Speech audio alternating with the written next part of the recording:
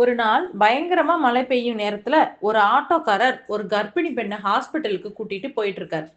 Hospital வந்ததும் மழை ரொம்ப அதிகமா இருந்ததால அந்த பெண் நனையக்கூடாதுன்னு நினைச்சு ஆட்டோ டிரைவர் தக்கிட்ட இருந்த ஒரு கொடையை எடுத்து அந்த பெண்ணுக்கு கொடுத்து இதை எடுத்துக்கிட்டு போமா அப்படின்னு சொல்றாரு.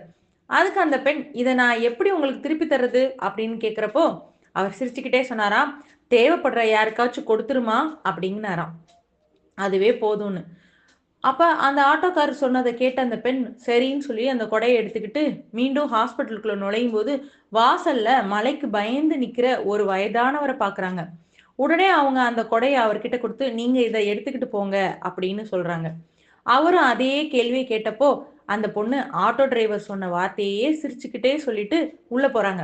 அப்புறம் அந்த வயதானவர் அந்த கொடைய பிடிச்சுக்கிட்டு பஸ் ஸ்டாப்புக்கு வராரு. அந்த மழையில நனைஞ்சுகிட்டு இருக்க, கவர் போட்டு வியாபாரம் பண்ணிக்கிட்டு இருக்க ஒரு பூக்கார அம்மாவ பார்த்ததும், அவர் அந்த கொடைய அந்த பூக்கார அம்மாவுக்கு குடுக்குறாரு. "கஷ்டம் புரிஞ்சு குடுக்குறீங்க ஐயா, ரொம்ப நன்றி" அப்படின்னு அந்த அம்மா அந்த கொடைய வாங்கிக்கிறாங்க.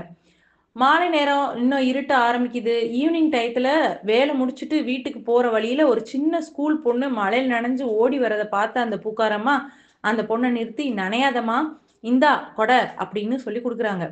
வேணாம் வேணான்னு சொன்ன பொண்ணு மறுபடியும் மறுக்காம வாங்கிட்டு, "போம்மா" அப்படின்னு சொல்ல விட, அந்த பொண்ணு அந்த கொடைய நனையாம பத்திரமா வீட்டுக்கு பிடிச்சுட்டு போறாங்க. வாசல்ல காத்துக்கிட்டு இருந்த அவங்க அப்பா அந்த கொடைய பார்த்து ஆச்சரியப்படுறாரு. ஏன்னா, அவர் வேற யாரும் இல்ல. காலையில ஒரு கர்ப்பிணி பெண்ண ஹாஸ்பிட்டலுக்கு கூட்டிட்டு போனார் இல்லையா? அதே ஆட்டோ டிரைவர் தான். அவர் குடுத்த அந்த கொடை அவர்கிட்டயே மீண்டும் வந்துருச்சு. இந்த கதை நமக்கு என்ன சொல்ல வருது அப்படின்னா, ஒரே விஷயம் தான். நமக்கு யாருன்னே தெரியாத ஒருத்தர் கூட நம்மால முடிஞ்ச வரையும் உதவி செஞ்சா, அது எப்போ, எங்க, எப்படின்னு தெரியாம ஒரு நாள் நமக்கே திரும்பி வருங்கிறது தான். இந்த கதை உங்களுக்கு பிடிச்சிருந்தா like, subscribe rams cartoon Tamil.